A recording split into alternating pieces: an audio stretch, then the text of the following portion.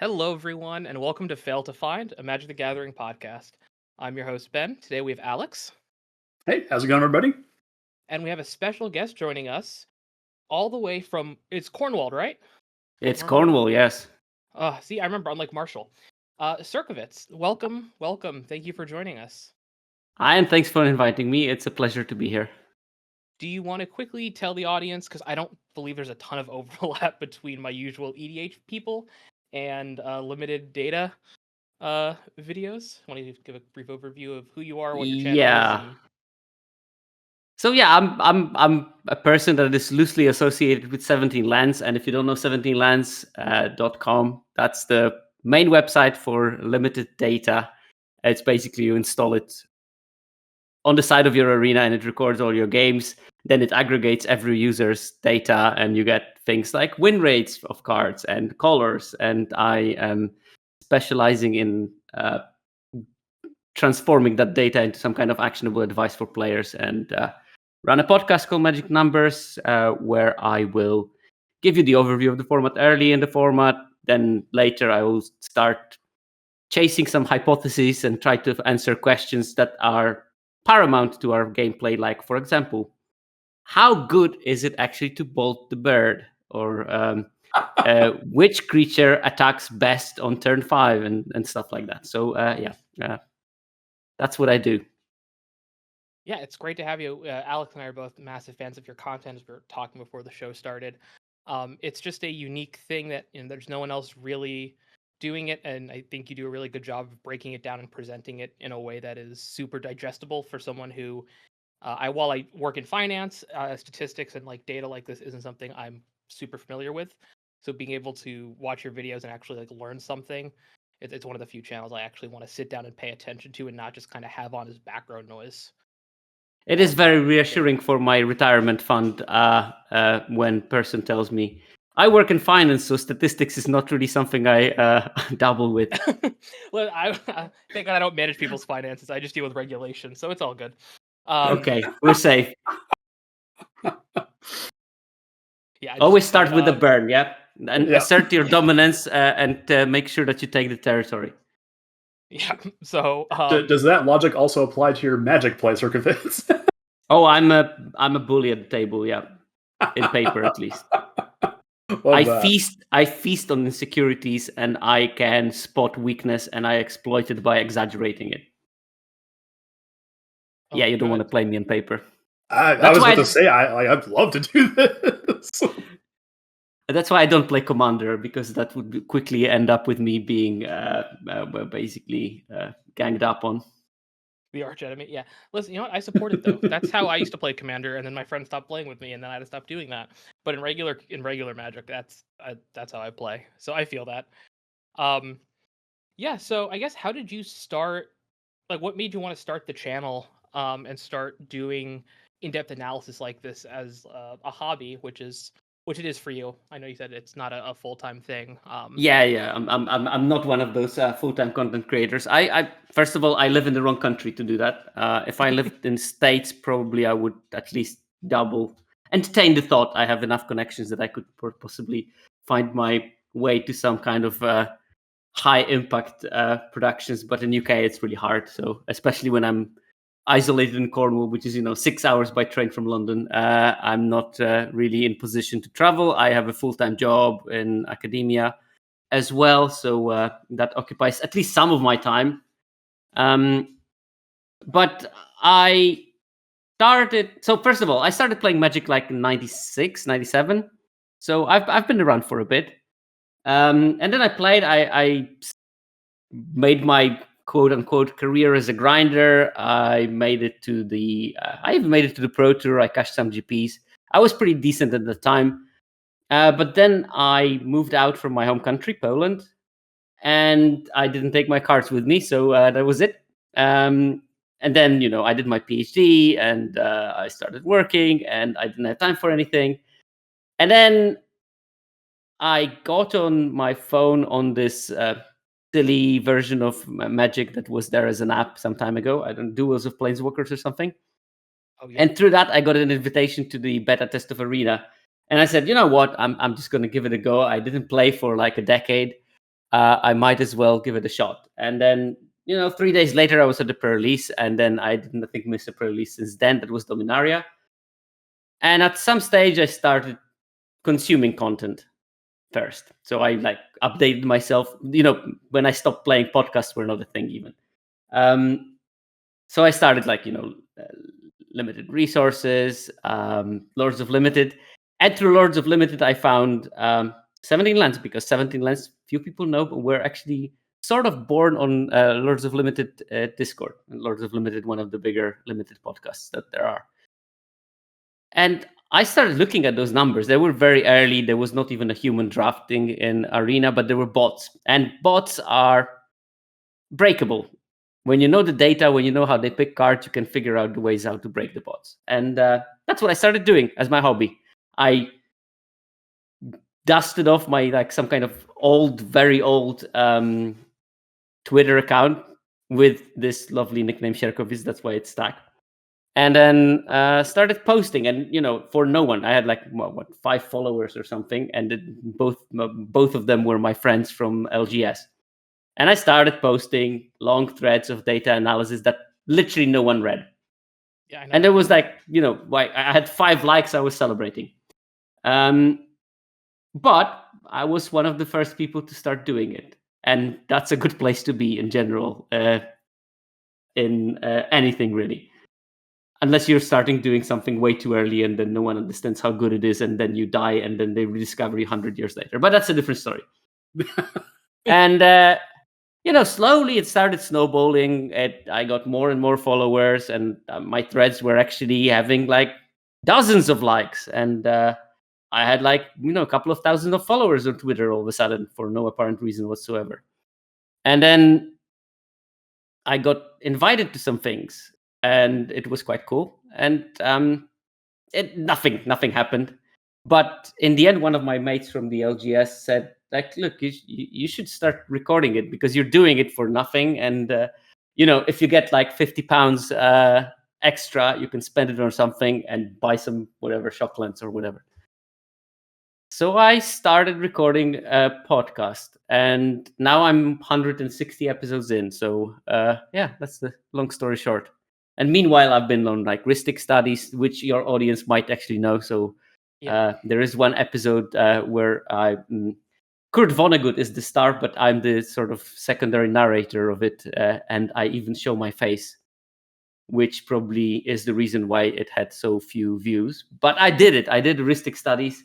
I'm a regular guest in Limited Resources, which is the biggest and the podcast for Limited, with LSV and Marshall Sutcliffe. Mm-hmm. Yeah. And that's what I do.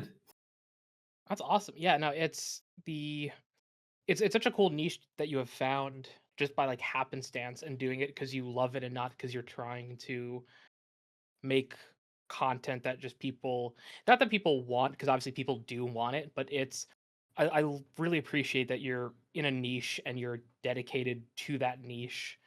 And because I think it's, as Alex was a content creator before me, I have no aspirations of doing this full time. I love what I do is my job as well. And it's hard kind of staying and being oh, this will get me more views, but is that the stuff that I really want to make? So I think this is the dilemma that is eternal.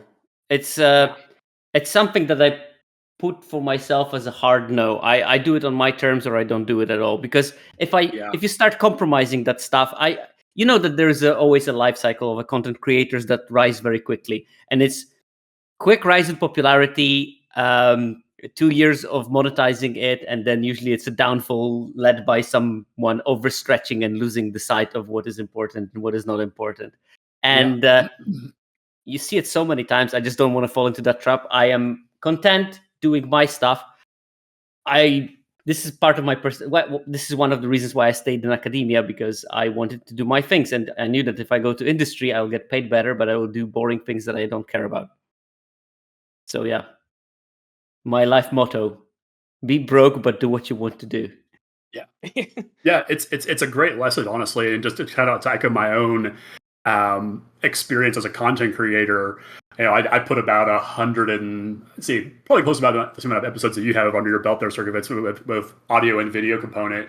And just after a while, you get to the point where you either keep the passion for it and you're able to keep going, or you definitely start to burn out because there's no enjoyment, there's no return anymore, there's no feedback, and that's certainly what happened to me. I just got in a position where I wasn't playing as much Magic, and I just thought, what value am I bringing to this content that I'm creating when I don't really have any kind of in-depth analysis to anything? And just like the simple fact that you've got a constant stream of data to feed from and constantly produce content on, it's a huge boon for you, and to make it entertaining and interesting as well. I mean, I work in data every day, much like Ben does. Like, I know how boring data can get, but if you can make the data entertaining and actionable and then really insightful, then you've got something really, really special on your hands, which I think you absolutely do.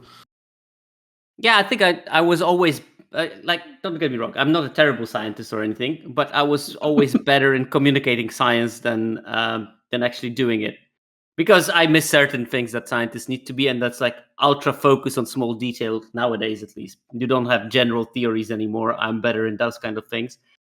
And the Magic space has brought theories. You can answer questions. You can, I did analysis of like, how much of a win rate does it give you if you outspend your opponent by 1 mana? And I could do all those comparisons and show, with a nice visualization with like color gradient, that outspending your opponent on mana is going to yield results. And it's quite a large one, because, like, you get 5 percentage points on the win rate for something. And I have the freedom to start answering those questions. I do, like run-of-the-mill content where I will give people introduction to the format and what cards are important, and maybe a bit deeper what color pairs want what cards and what color pairs don't want particular cards, even though it's good on paper. But then, like, later in the format, I just go completely off piste and I do my things. I get fewer views for those episodes, but it's not only about the views, is it? I mean, Yeah. No, I'm not living out of it. Yeah, But it's. No, go ahead, Alex. Oh, I was just going to say, I would say that, the more in-depth content that there is, the really analytical piece of it, those fewer views are probably more substantive, because the people that are sticking around for those really in-depth analyses are probably getting infinitely more value out of it than maybe an earlier episode where it's just, okay, what are the top 5 comments for each color? That's a pretty low thing to hit. But then if I can get something that's really, really in depth, like you're talking about, outspending your opponent on mana, understanding game win percentages, opponent in hand win percentage, things like that, that's where you start to really separate what is your casual arena drafter versus somebody who is consistently hitting let's say top mythic spots every single format. I think is the real distinction there. So there's a real value, even though the numbers might not reflect that anymore. Yeah, of course, the irony of it is that the people who hit top mythic every time, they don't need data as much as people who don't. And that's the tragedy of it, that people who are interested in data are the ones that need it the least. People who need it the most are not interested that much. Well, there you go. Yeah, no, it's definitely like a weird thing where, yeah, I didn't even think about that, where it's, if you're really invested in a thing, you're probably already in the top, like, some percentage of a player base. If you were looking at percentages of how cards are doing in a format, like 90% of players, 95% of players are probably not doing that, especially 4 weeks into a format. Yeah, I mean, I work with the pro team right now for limited coaching and preparing, helping them prepare for the pro tour, and there's 4 world champions in that team. So, and they are interested in the data. Do you find, how do you find, I guess, taking the data for arena, for like best of one, or maybe you don't use best of one data, for when trying to prepare teams for the pro tour, where you have best of, and you don't have to give any trade secrets away, but you have best of 3 versus best of 1, and you have pod drafting versus arena, where I can sit in a pod with the worst player in the history of Magic the Gathering and a world champion, and have them both in the same pod and have them right next to me, and not know what the hell's going on in the draft, because I'm getting the worst possible signals, or just something like funky like that happening, where you don't have that in the Pro Tour, where you generally have like I don't say equally-ish skilled, but all very high skilled players drafting with you, and you're in a pod. Like first things first, it's not that big an issue that you use data from best of one, and I will always use the data from best of one just because of the sheer volume of it. It just has such small error bars. But the data from best of one and data from best of three correlates pretty well. And then when I need to look at what cards are not correlating very well, I can actually look at that and I can, point to this card is actually doing quite well in best of three. Then we can think of what is the mechanism, what would be the reason for that. And sometimes it's going to be that card only enters in the sideboard, and I can, of course, isolate the data from first games and games 2 and 3 and look at the win rates separately for those games and calculate those. And then I can, this is a good sideboard card, not a good main deck card, something like that. And then some cards are pretty specific for best of three for the reasons of, I don't know, best of one, you will draw between 2 and 4 lands in your opening hand. That's almost a guarantee. Like 99% of your hands will be like that. Best of three, well, you get 7 lenders or 0 lenders on occasions, and that changes the dynamics somewhat. So, having a 0 because I sometimes can hear people complaining about, I was playing best of one and I drew 0 lands. That happens once every 100,000 games on average. So whenever someone tells me that it happens to them multiple times, I suggest that they play lottery or something. Or, in fact, I sincerely doubt their account of how it went up. Most of the time, it turns out that they played best of three and mixed it up or something. I've had some tilting games. I'll message Alex. I'll do a draft in the morning. I've had 1 or 2 games this set where it's. I will say it's probably bad mulliganing, where I will have a Multa 6, and I put back a non-land card, and I have 3 lands in hand or something. And then I ramp with landers, and I get to the end of the game, and I'm like, okay, I have 3 lands left. I have 15 cards left in my deck. I just need to draw something on board, and then it's a land. It's my 3rd land in a row, and I'm like, okay, so either I'm crazy or I'm just misplaying horribly somewhere along the line. So 3 lands, 15 cards. That's 1 in 5. So that's roughly the equivalent of bad luck of rolling a 1 on the D6. It happens. Yeah. I mean, it just happens. It's just I think that the skill that you need there is just ignore it. It doesn't matter. Yeah. We are so much better in noticing bad luck than noticing good luck. Yeah. Yes. That's definitely a thing I try to remind myself when I'm playing. And you have to actively remind, yeah. Well, cause I was playing. There's a modern tournament on Saturday for creators in the Magic Online thing that I'm in, and I was testing a deck, and my hand was Shardless Agent, Breeding Pool, 3 Endurance, 3 Subtlety, and I'm like, I'm like, what the hell? But then I have to remember, oh yeah, but the last 3 games I killed them on turn 3. So Yeah, we take those, and the problem is if you win very quickly, that's even harder to remember. But if you lost a painful game when you flat out, it's every land draw seems like an eternity. And I had plenty of those games in this format as well, but I still managed to win them somehow. So there you go. Yeah. Do you think? There you go, Alex. My bad. I do think yes. Yes. Yeah. Do you? And therefore we are. Yeah.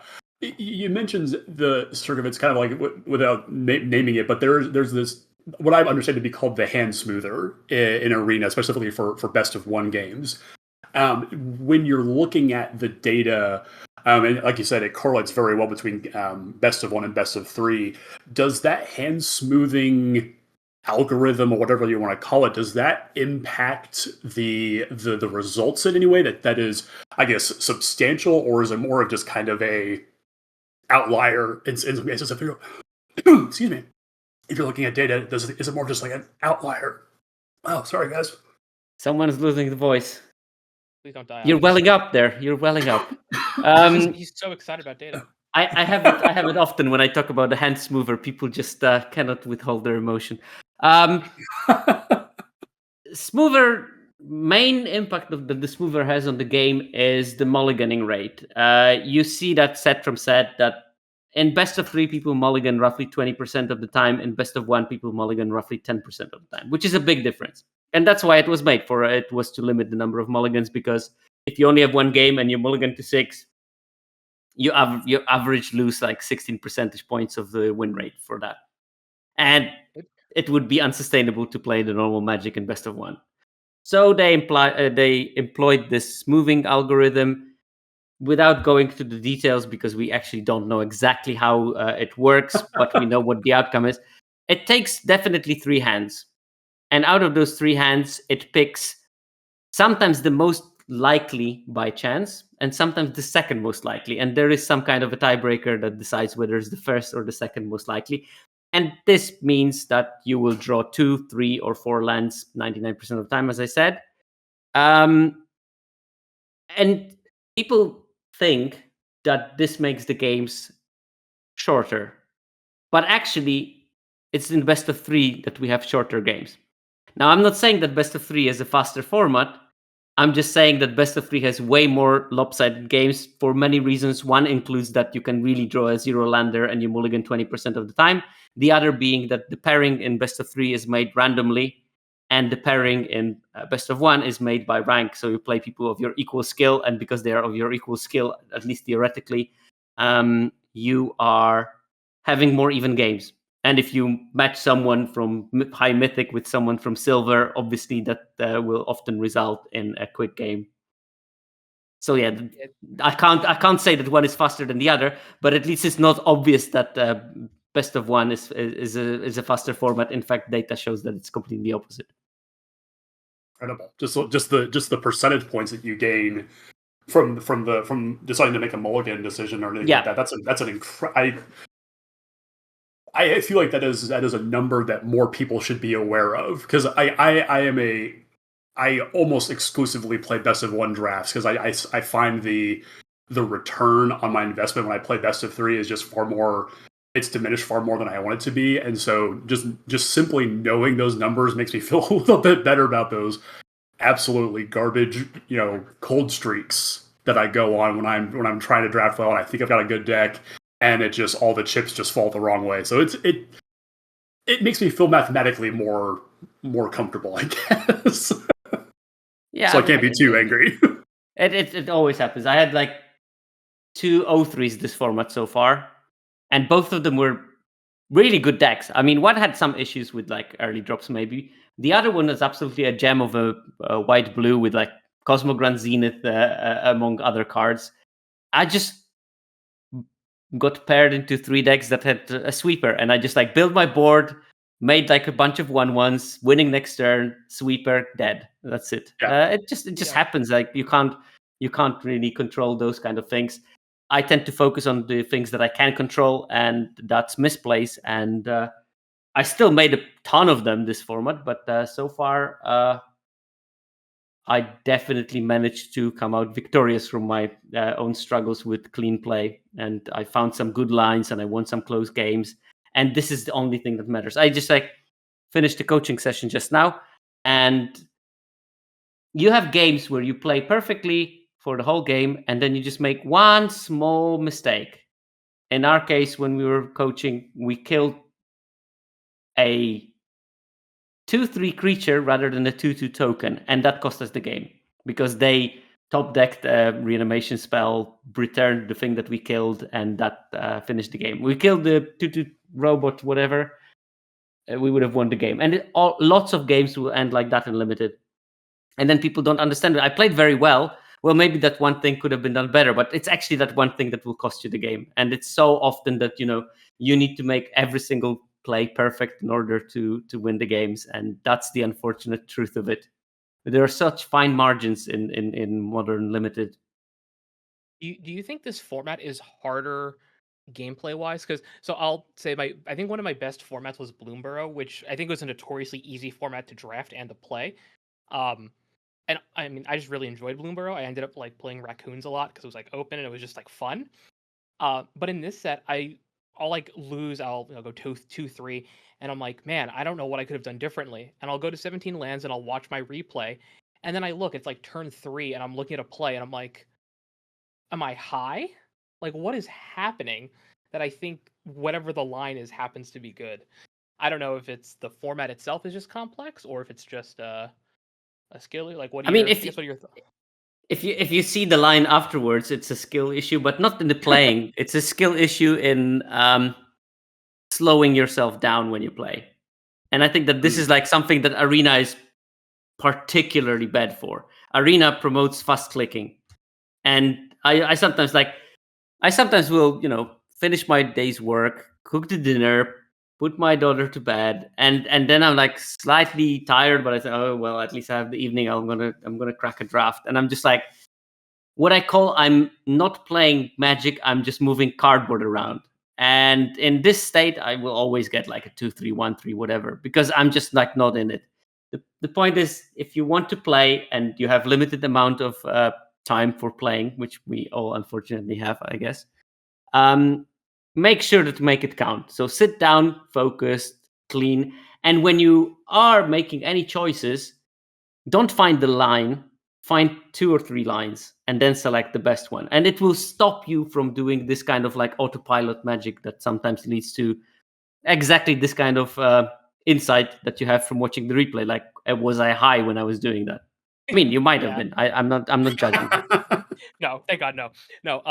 Like, yeah, I think my only trophy was 7-2 with red green, and I started 0-2, and I was like, I'm gonna come back to this draft like tomorrow, and I came back, sat down, and like 7-0, and I felt like my gameplay was perfect. So yeah, And this format draws. is. Let's not forget about the draws. They must have also been at least decent, because you can do all Oh, you want, but yeah. you cannot win with the variance. It's so many things have to go right in Magic, and sometimes they do, sometimes they don't. Again, focus on the things that you can improve. But you showed that you sat down, you focused, you played, you found the lanes, and 7-0 continued. It's not always going to work, because some people will expect that, oh, I sat down, I was focused, and I still went 0-3. It happens. It just Yeah. happens. No, If you cannot stand it, then what are you doing playing Magic, the game that is absolutely devastating for your psychology, because you can do all the right things and still be losing. Yeah, no, I have a friend who not playing EDH with or Magic with anymore, as of last weekend, who um they don't watch this podcast. I don't care. I was showing them. I had one of my they were over, and I'm like, well, we can play some Canlander before our fourth friend gets here. So I was showing them Canlander, and it's Sultai versus like Gruul, and my friend got Thought Seized, and he's like, well, I just want to scoop it up. I was gonna have a turn 1 Soul Ring, and I look at his hand, and it's like Ancient Tomb, Kiki Jiki the or Fable the Mirror Breaker, Questing Beast. I'm like, what do you mean you're gonna scoop? You got a Soul Ring taken out of your hand, and you're gonna scoop? I'm like, what are you going on about? Never And give it up. just, yeah, I'm Never give like, up, never surrender. yeah. No, Magic. Yeah, Magic is. It's like that is like one of the best things about Magic is that the variance of it, while it can be like devastating sometimes, is what makes being able to play it for hours repeatedly so also enjoyable, right? And like so much replayability. Um, I guess that the secret of it is that it's not repeatable at all. I mean, I'm rediscovering a new format every 2 months nowadays with Yeah. fair. limited. And every Yeah, deck is different, every game is different, and that's the whole power of the game. I mean, you can just play all the life and never encounter the same situation again, unless you're playing yep. standard right now and it's turn 3 Oh, VV, Oh turn God. 4 dead. we don't have to talk about standard, thankfully. Yeah. Oh God. I'm playing modern, and I'm like, I had like two or three leagues where it's like Tron and Affinity for like 15 games, and I'm like, what is happening? Um, Oh, it's what's the great because I'm playing Amulet. I would have been 6-0 probably. So That's a there's an nice answer. There's that's an a answer nice then. tower you have there. It would be a shame if I had one of my 3 Bosejus. just yeah. Oh God. Yeah, Amulet we're trying title. to I don't find think you a we have deck there, Amulet. Ben. Play Amulet instead. Like, let's throw out the Living Ends, throw out the Reanimators, just play Living End. Or no, Amulet, just do it. Listen, I got my list submitted. I'm playing Simic Birthing Ritual. I'm ready. That deck was fun. Oh yeah, I've seen it. Um, Yeah. so dumb. It's so much fun. Um, do So Alex had the question: do new sets or limited formats present challenges when compiling within 17 lands, or is like can you kind of get a vibe for the data pretty early on? What kind of challenges? I can be a little bit more specific with that question, man. So like I Yes. was thinking about it from a design perspective, different mechanics. I think about like the rooms from Bloomborough, or I think about adventures from Eldraine. When you've got new types of cards and wildly new effects and mechanics, and a lot of this might just be coming down to the ability to, evaluate cards well. But when you're looking at the data within 17 lands and you're starting to see the early results come in, do those new design spaces and mechanics kind of convolute your vision into the format, or is it just kind of the data will always kind of come through and kind of be your guiding light in that instance? So I'm a big fan of theory-backed data analysis. So first of all, data is just a tool. That's why I always make fun of people who pick their cards based on data. I always tell them, like, what would happen if you would meet someone that would have a knife, and then the excuse for what they did would be, well, the knife told me to do it. I mean, that's not a sane thing to say the least. And it's the same with the following the data blindly, especially early in the format. It's you can't just look at the numbers and just follow it, especially when you understand how the numbers are being made. So, which means hundreds of games and so on. Early in the format, people just put random cards in their decks. They are experimenting. They don't know what they're doing, and this early data set is slightly muddled. It converts to the late game very well, but if you know the sort of general trends, you will also understand what will happen in the later format. And I really like to do this kind of predictive analytics when I look at the early data and I know what's going to happen maybe a bit later. Just to give you an example, this set, first 3 days of data, green was like ruling supreme. Mm-hmm. It was like best color of all by quite a lot. Mm-hmm. Then I noticed that it's also underdrafted, which means that it will be soon drafted much higher. The win rate for the first 3 days was mainly because people were not high on green and they were drafting other colors and losing with them. And then I saw like some of the slightly dodgy commons in green were having high win rate. I don't know, the Thawbringer, is it called? Yes, I think the 5-mana worm that gives you 2 life and has warp. With warp, yeah. All those cards were slightly too high for my standards. I made a thread about it. I showed that they are the most winning ones, but already then I speculated that these are going to drop off. Galactic Wayfarer, on the other hand, that card is generically good. It has the highest win rate of all the commons. It probably won't stay as high because the green will be more challenged, but it's going to be a good one. And in fact, like over the next couple of weeks, people started drafting more green. It became less open.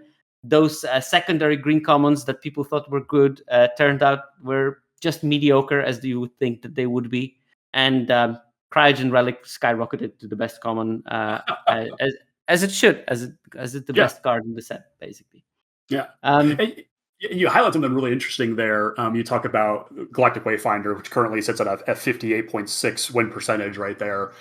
And when you're talking about colors being contested and that being a very high pick common, and the rest of the commons that are typically in those green decks, from what you're saying, it very much sounds like those are being propped up by Wayfire. And as soon as Wayfire is taken out of the equation, something that might have been a B- in green all of a sudden falls to C minus, or even lower than that. Is that kind of the logic there? Yeah, that's exactly the kind of the trend that you're gonna have. It's like some cards will stay roughly the same but drop down a bit because colors is open. Some would just, the ones that are piggybacking on the early openness in the format are dropping off, and now it's happening quickly thanks to the data, actually, because I think that people corrected very quickly because they saw that green is busted in 17 lands or wherever they get their data from, and they corrected the course very quickly, and you could see that shift really. Like, green was drafted around 20%, as you would expect on average in the first couple of days, and then now it's around 22%. And that's enough for all those cards to start to drop down in pick orders and then become less available. And because you don't have 40 good green cards to choose from in your draft pool, okay, maybe I exaggerate. You don't have 20 good green commons, you have maybe now 10. Those decks just drop in the power level. Yeah, so there was a trend I remember for that. It was kind of, I think, similar to this, where for it was like Wilds of Eldraine, where it was like that the blue-white deck that like no one was drafting because it was just hot garbage. And then I remember who it was found the way to draft it was just not playing the bad cards and just drafting like the good cards. Oh, that's like, yeah, no shit.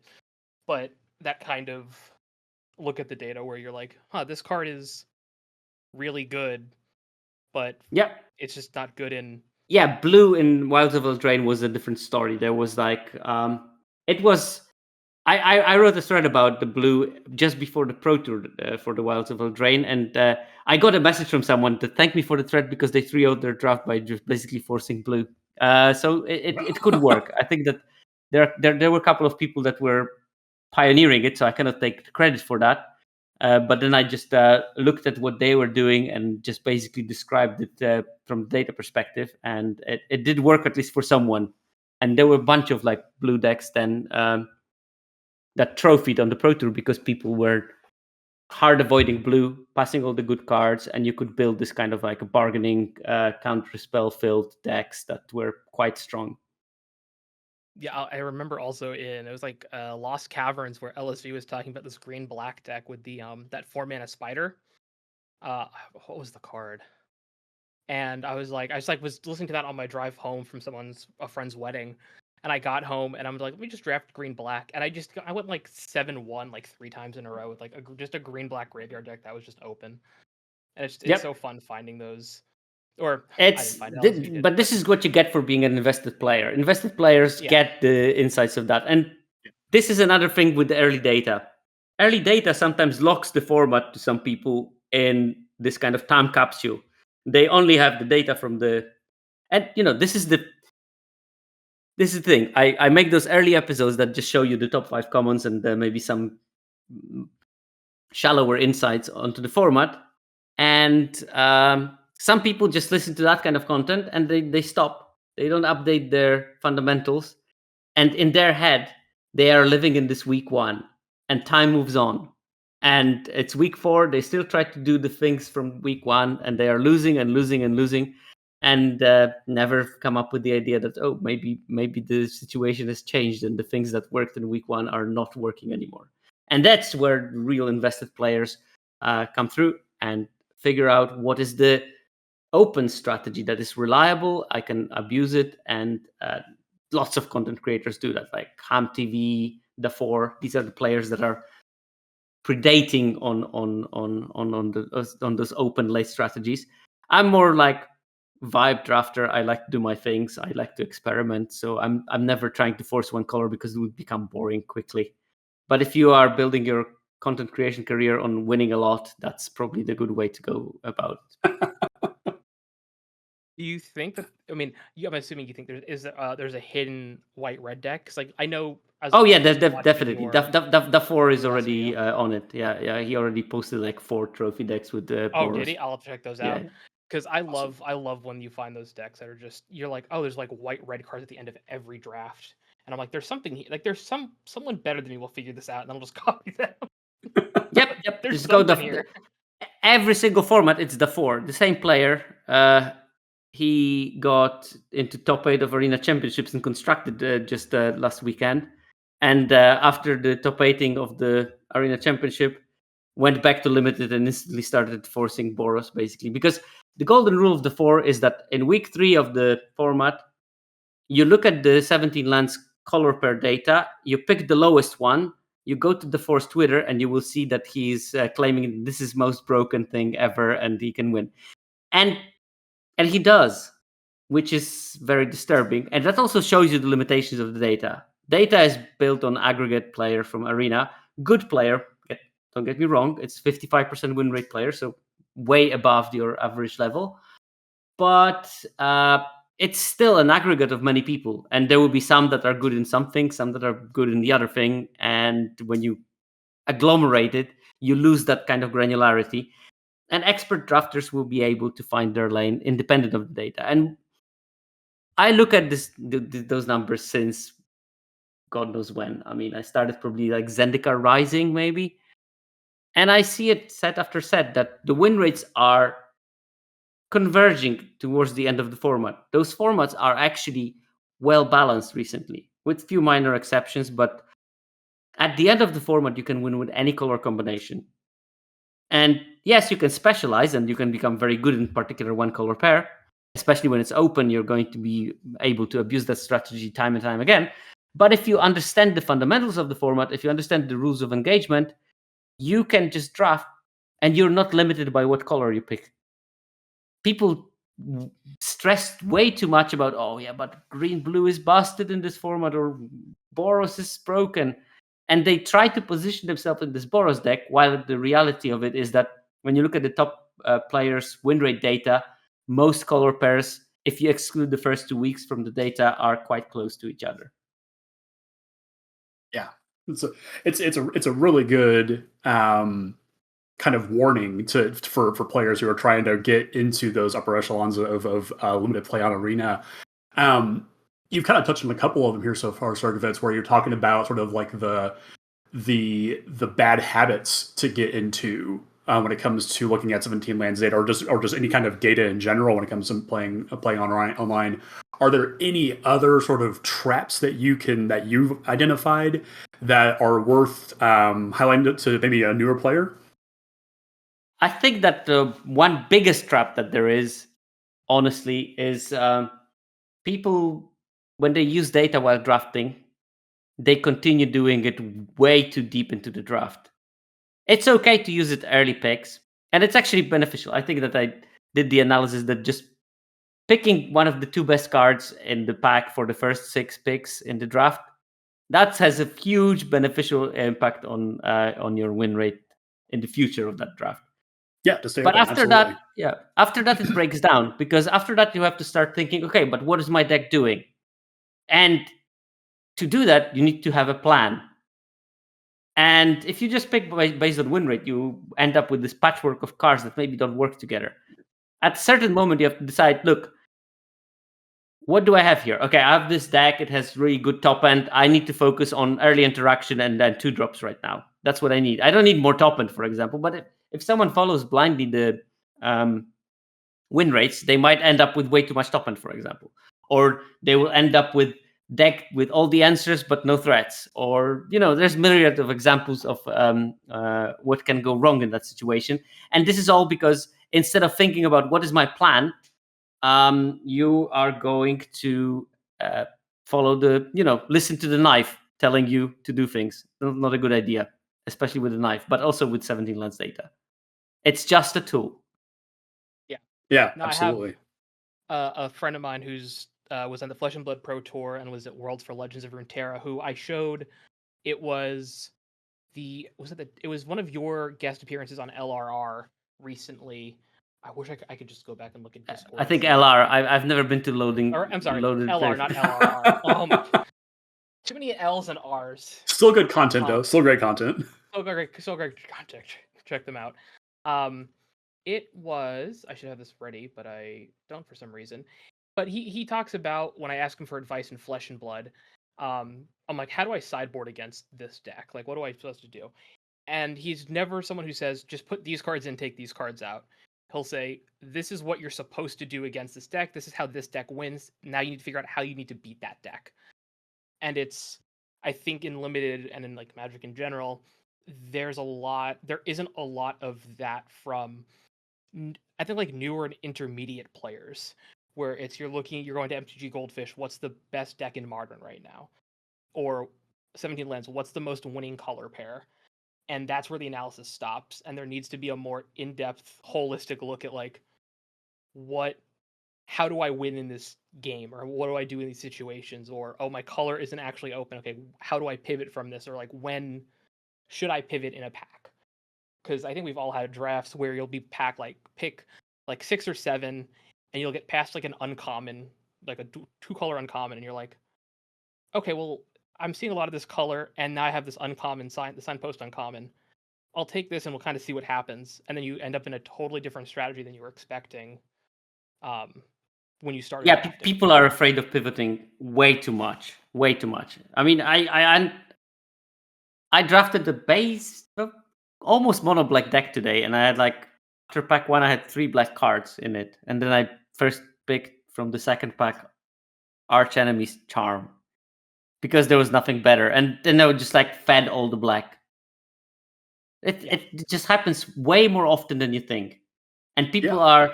This is another trap for limited players. It's like the death by 1,000 cuts, I call it. When you start picking, I picked like a good, let's say Galactic Wayfarer. I picked it. It's a good card. It's not the most amazing first pick, but it's a solid card. And then I pick something, I don't know, Gene Pollinator. And then I pick the the Ice Cave Crusher, the 4/4. And then I picked the Thawbringer. And it's like diminishing returns. Like I started with picking this Wayfarer, but then I picked a bunch of mediocre cards, and I end up in this green lane that is, well defined at this stage. But what did I give up? Maybe it was, instead of picking the Thawbringer, I should have picked something of, I don't know, some white uncommon or something that was passed around. Even late. The later the better, probably. Do you think that there was one of your recent episodes about the average less seen? Do you still think that's like a good metric if you're if it's like later and you're like, I don't know what to do here? If you use that as like an indicator of like, oh, this card's normally is taken in pick 4 and it's pick 7 or 8, and you're like, okay, well, maybe this lane is just open. Yeah, so generally I did the deeper analysis of the signals, and one card is not enough. One card can be just a chance encounter. But if you start seeing once or twice, like first of all, if you see one card that is picked highly and has a good win rate quite late, I would consider at least speculating on it. Especially when there's nothing else in the pack. And often, and the Thawbringer example, let's the Thawbringer as this median kind of common, is that's a great example of that, because often people just pick the Thawbringer because it's on color and pass on possibility to pivot into something that might be open because they think, oh well, but I probably won't play it. And it's fine, but if you play it, it's going to be great. And if you don't play the Thawbringer, well, that's not a big loss for your deck most of the time.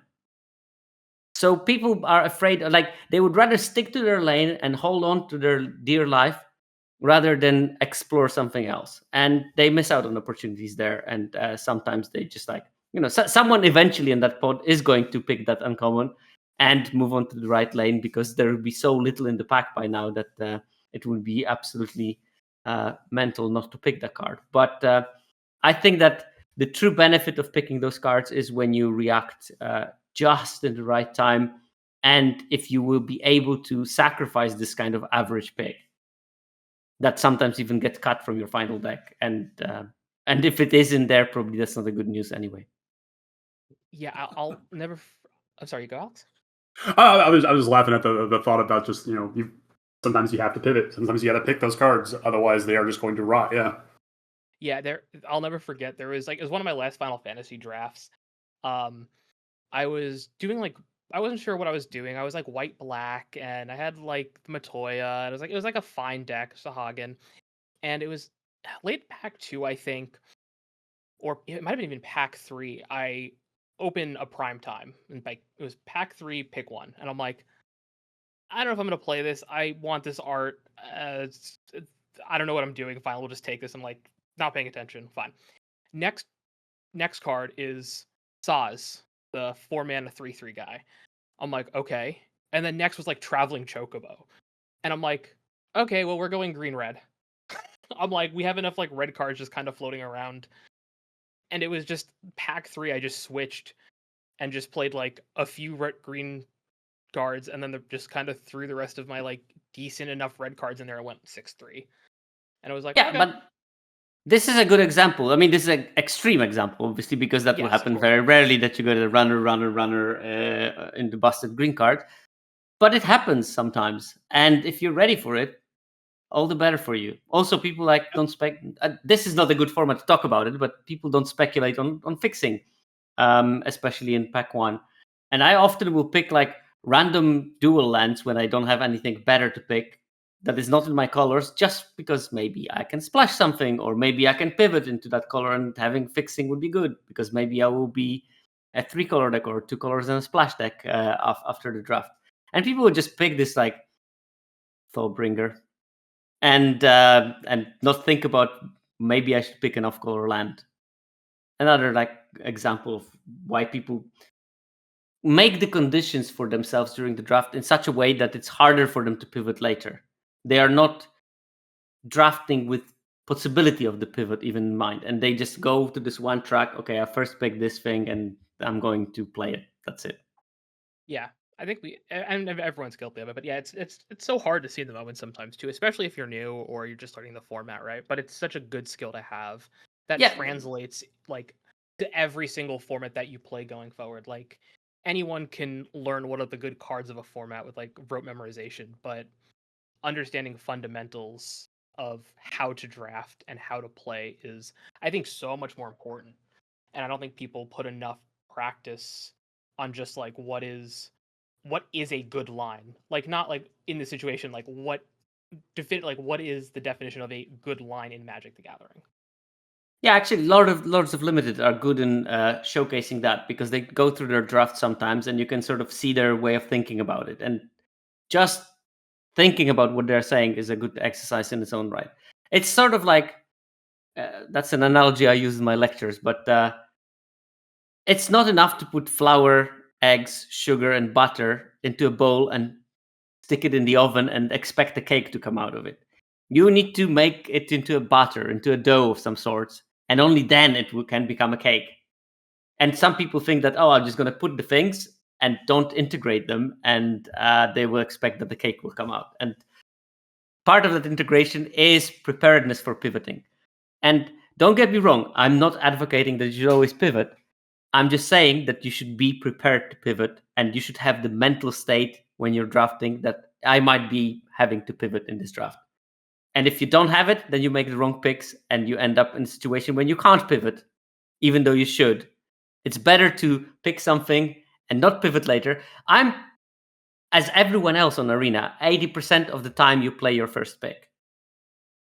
So it's not that pivoting happens often, but it's those 20% of the time where I'm more ready than some other people are because I make the right choices about cards that create at least some kind of a base for pivoting rather than having to pivot because I'm hard cut off and I'm struggling to get playables.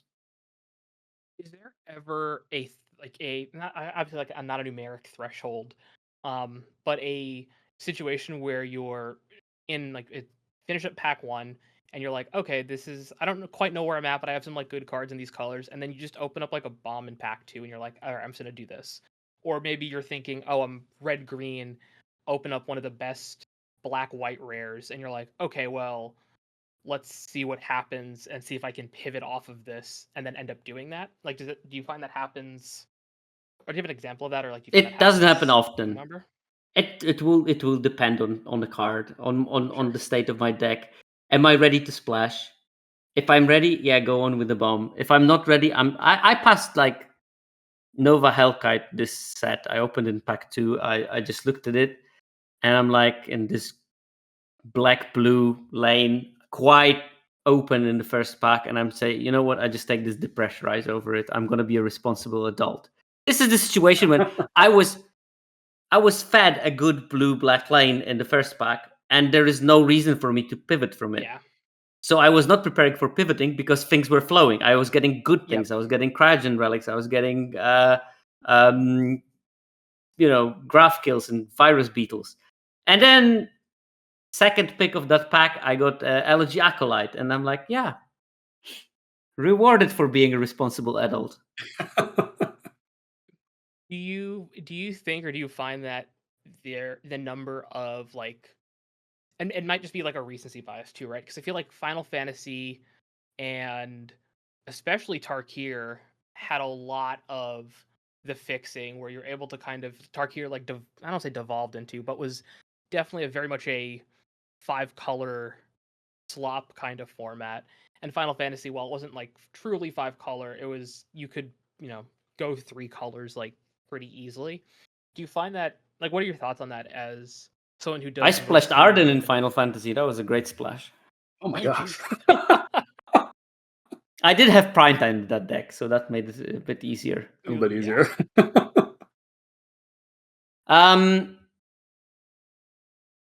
I still think that there should be some level of responsibility in drafting. I don't think that 5-color is very rarely an abusable strategy. It needs to find the right lane because the mixture of things that you need to put in a 5-color deck is you need a lot. You need fixing, you need early interaction, you need bombs, and this doesn't come together. You need to really identify that you are in the right lane, and then it happens. Even in color, in even in formats like Tarkir Dragonstorm. And Tarkir Dragonstorm was well designed in a way that yes, you could draft a soup deck, but Boros was real scare for that kind of deck. You can't spend like your first 4 turns developing your mana and then expect that you're going to come back in that game if you played against the Boros deck. So there was a fun police in there, and less so in Final Fantasy, but also the Final Fantasy. Lots of those rare bombs were somewhat synergy dependent. So you couldn't just put 5 of them in the same deck and expect that they are going to work because they needed something. They needed the density of artifacts, or they needed like landfall triggers. And you can't have like density of artifacts and landfall triggers in the same deck. It's just very hard to come by. So it was smartly designed that it allowed that kind of strategy, but it didn't make it necessarily busted. Yeah, and you've touched on it a couple times now, Sierkovitz. We're talking about design of limited formats. I've been playing since Scars of Mirrodin came out and drafting almost, except for a small gap recently where I didn't really touch Bloomburrow or Aether Drift. But I've seen a real evolution of draft sets, and I'm sure you have as well. What has changed design-wise in your experience from, let's say, even just 5 years ago, as far as limited sets or limited formats go, to today? What's kind of been your observation of the evolution of what makes a good draft environment? I think that the biggest change was I started back in Dominaria, and when you look at the level of the commons in Dominaria, they were just bad. There's no a 3-mana 2/3 that was a common in that set. Yep. And we don't have those anymore. And this is net benefit for the game because commons can now hold the deck together. You can have a deck without a single rare, and it's fine. And also, bombs are still powerful. Don't get me wrong, but there are very few of those things that are just unbeatable, and you can't do anything. Rarely I will have a situation now in a draft that someone plays something and I said, well, I guess I go home now. While in the previous sets, someone plays a Dream Trawler and that's it, game. Having flashbacks now, yeah. I know how to hurt. I know how to hurt.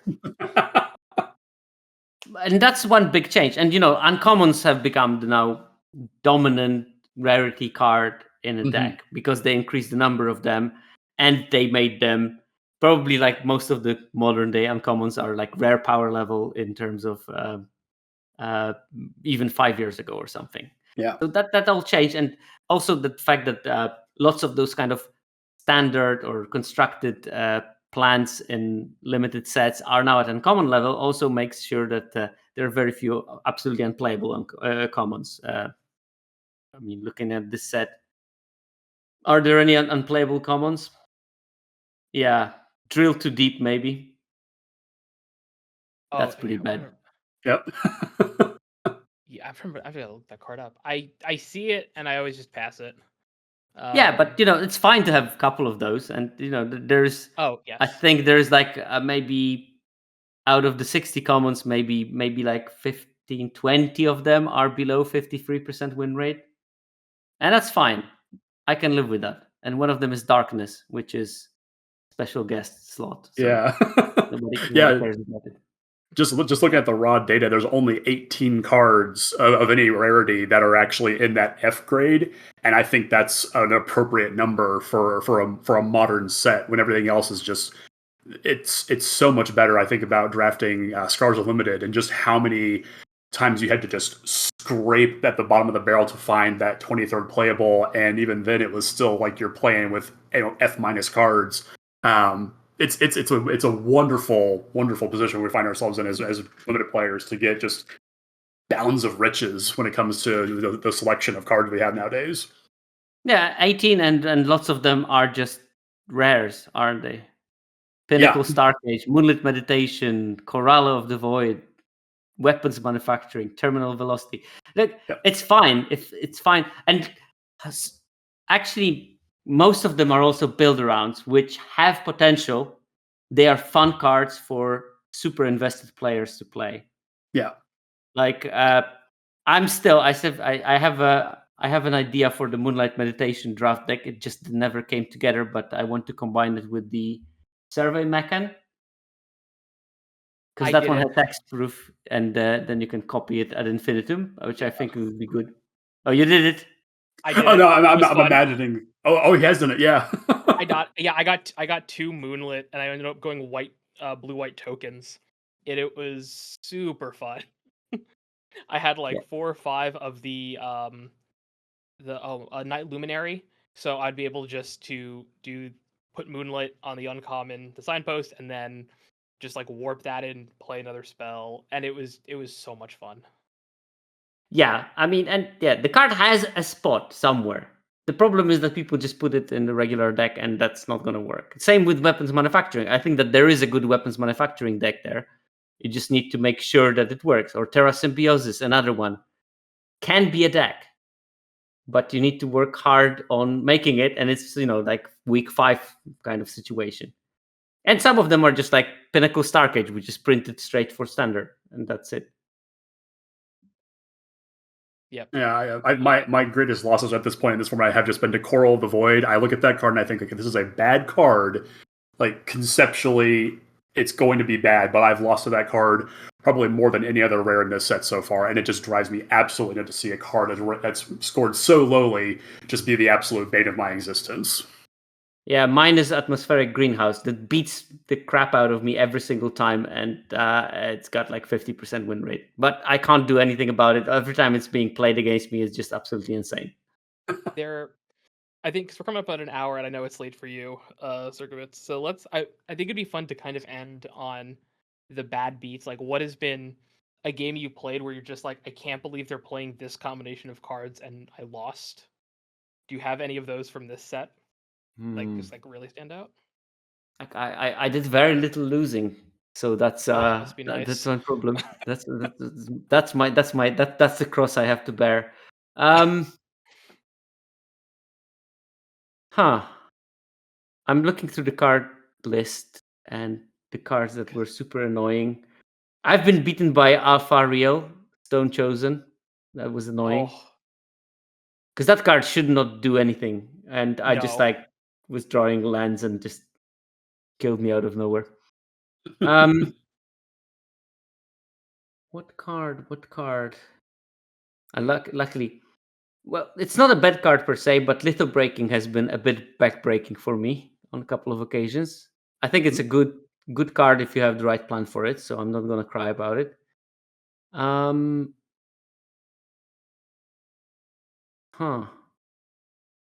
Oh yeah, Hilderblade was definitely one of those, but Hilderblade is a fine card. It just like sometimes you just they play it on turn 1 and you're not in for a fun trip. Yeah. No, I think mine was Dawnsire, Sunstar. Oh. They played it. They then next turn warped in that 9-mana 9/9 with warp 3. Stationed it all the way up and one-shot me. Oh dear. Well. And I'm like, okay. I was like, I guess you can't be mad about that, you know? Like it's Like, all right. It's gonna happen. It's gonna happen, and you just gotta shrug it off and move on. Like, Like, card I'm waiting to beat me is Dual Sun Technique. It's gonna happen, and I'm not gonna be very happy because I don't play around it at all. I was almost killed by Galvanizing Soulship, but luckily I blocked it out with my drones. So someone started stationing up the haste. I have one. Okay, go. That was one of the draft where I went 1-3, I think, after my opponents played sweepers every game when I had the blue-white deck that went extremely wide and couldn't rebuild. But there I dropped my opponent to 3 life, and then next turn I'm winning, basically. And they play Terminal Velocity. That's the 6 mana thing that you can put a thing from your hand onto the battlefield. It gains haste and then sort of explodes.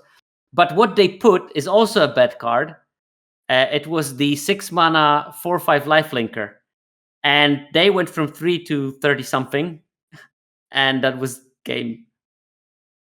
Oh no. a moment of silence. Goodness. Yeah. Oh, I would have closed out and just gone to bed. I would have been like, all right, I think I'm good for the night. Oh God. Yeah, that was a painful one. Because it was a combination of 2 bad cards, in fact. Yeah, that's how I felt with Dawnspire. It was like Dawnspire and the Warp Creature, the Bygone Colossus. I'm like, why are we... that opponent clearly had a plan. Yeah. I'm sure that they also played like the hits like Bore Down or whatever it's called. Full Bore. Oh, that's the one. Oh yeah, it was just what a game that was. Alex, do you have any like really bad beats? I'm just thinking about to Coral of the Void. It just seems like a card that you look at on the surface. It seems like a really fun, EDH card.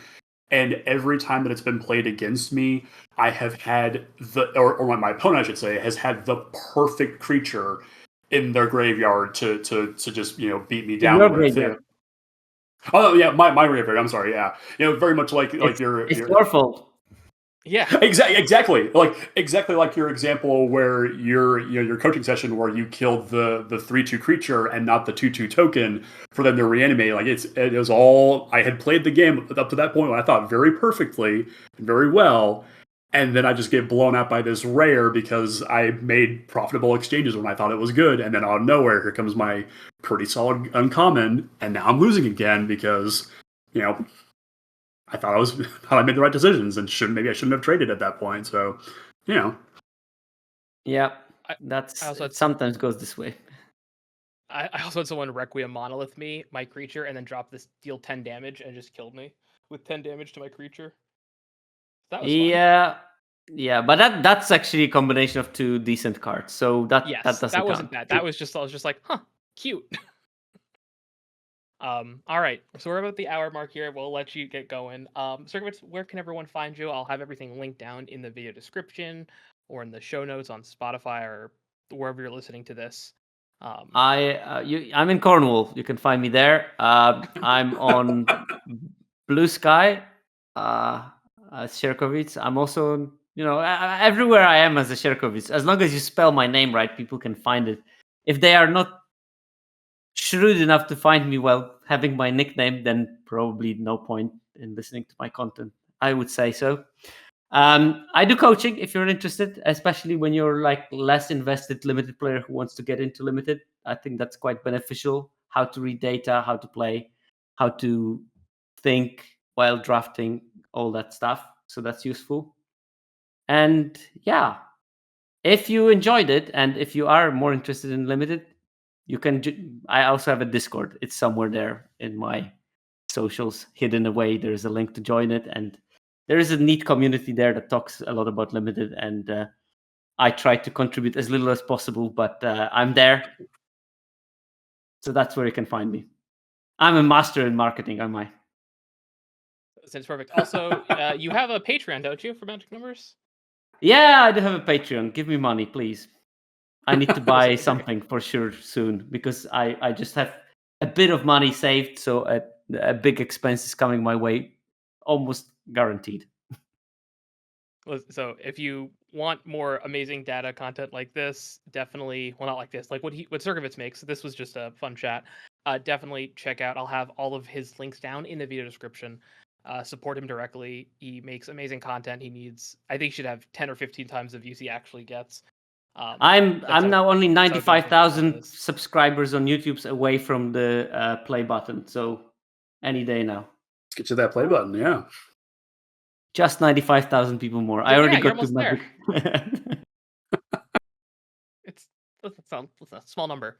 All right. Well, Alex, where can everyone find you?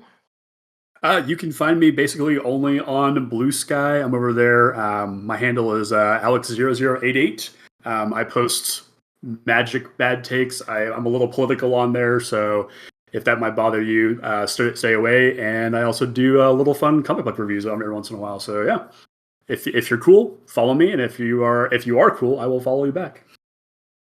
And if you want to know where to find me, if you're watching this and you don't know who I am, my name's Ben. It's youtube.com, Bathroom Brews MTG. You can find me as Bathroom Brews MTG on Blue Sky, on YouTube. I also write for EDH Rec under Benjamin Levin, under my full name, because I haven't told him to change it, and it's been enough years that it's just kind of sticking.